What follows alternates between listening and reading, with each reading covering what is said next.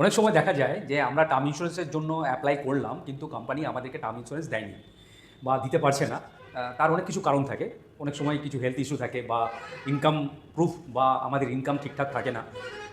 আবার অনেক সময় আমাদের যে জবটা করি বা যে প্রফেশনে আছি সেখানে রিস্ক বেশি থাকে, যার জন্য হয়তো আমরা টার্ম ইন্স্যুরেন্স পাই না।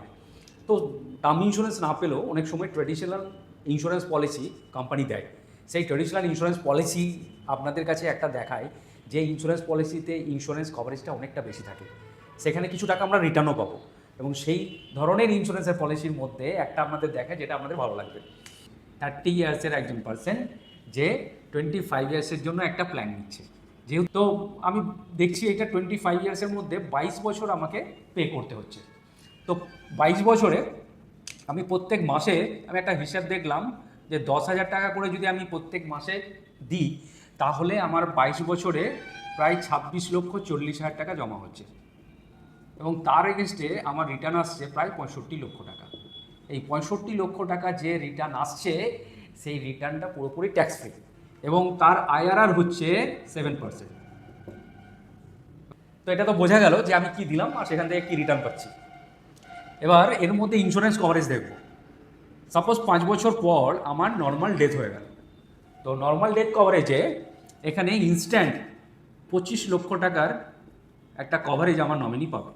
25 লক্ষ টাকা প্লাস এই যে প্রিমিয়াম যেটা আমি 10,000 টাকা করে দিচ্ছিলাম, তো এটা স্টপ হয়ে যাবে।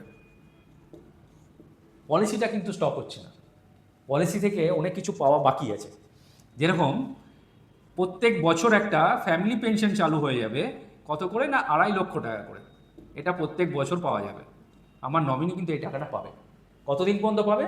যেখানে আমার দুর্ঘটনাটা ঘটলো সেখান থেকে যত বছর বাকি আছে আমার ম্যাচুরিটি, ততদিন পর্যন্ত এই 2.5 লক্ষ টাকা করে প্রত্যেক বছর পাওয়া যাবে। এই টাকাটা পাওয়ার পরে আমার ম্যাচুরিটিতে এই 65 লক্ষ টাকার যেটা হিসেব আছে as per current bonus rate, সেই 65 লক্ষ টাকাটাও পাওয়া যাবে। তার মানে এই ইন্স্যুরেন্স পলিসিটা করে যদি আমার আজ থেকে 5 বছর পর কিছু হয়ে যাচ্ছে, তাহলে আমার নমিনি নর্মাল ডেতে 1,40,40,00,000 টাকা পর্যন্ত রিটার্ন পাবে। আর এটাই যদি অ্যাক্সিডেন্টাল ডেথ হয়ে যায়, তাহলে 1,65,00,000 টাকা পর্যন্ত রিটার্ন পাবে। সো ফ্রেন্ডস, ইন্স্যুরেন্সের দিক থেকে এই পলিসিটাকে আপনারা কনসিডার করতে পারেন। রিটার্ন 7% আইআরআর, মিউচুয়াল ফান্ডের সাথে এসআইপির সাথে কম্পেয়ার করে কোনো লাভ নেই, কারণ এর থেকে বেশি কোনো ট্র্যাডিশনাল প্ল্যান দেবে না।